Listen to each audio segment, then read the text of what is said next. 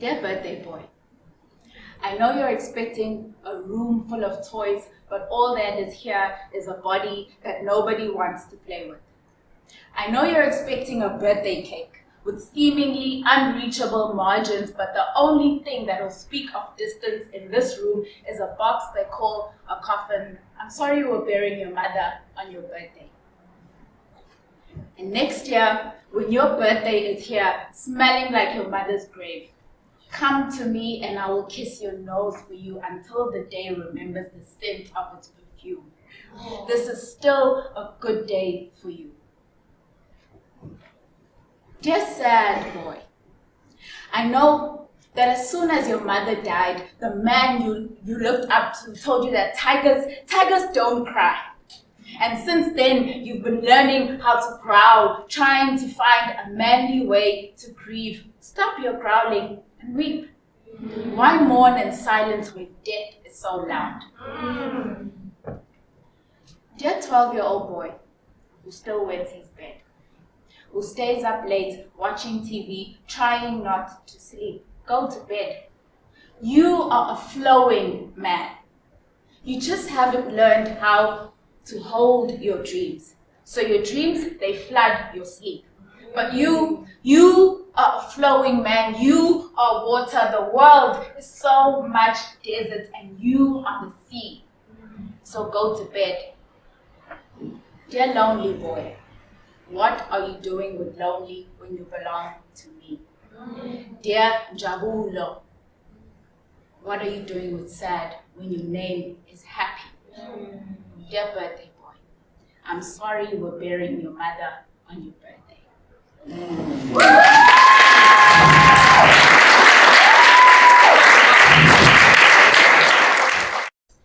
The day when you're sitting, fiddling, trying to find the perfect place to tuck in your fingers, when you're dancing with space, asking it to remind you where you normally leave your hands. On a bench with a boy whose warmth feels like the end of November at the beginning of March. On a bench with a boy who insists that you should meet him in the dark because he likes everything that keeps girls like you from seeing into the power of the letters in his name and how they cradle his plague, that always has him shouting at the God in you in the most silent way. On a bench with a boy who looks at his watch and sees it's 2:05, then uses that as his command to lean a little closer to you, afraid that the words he plans on saying will leave his mouth and fall onto the ground if he says them sitting too far from you. When he tells you that he loves you, look at him.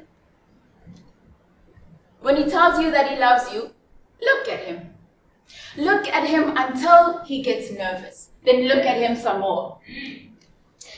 When he tells you that he loves you, look at him until he can see all the doors that you keep closed. Then watch. Watch how he handles your doors. If he tries to break them down, then you can go ahead, build the highest walls. But if that boy knocks,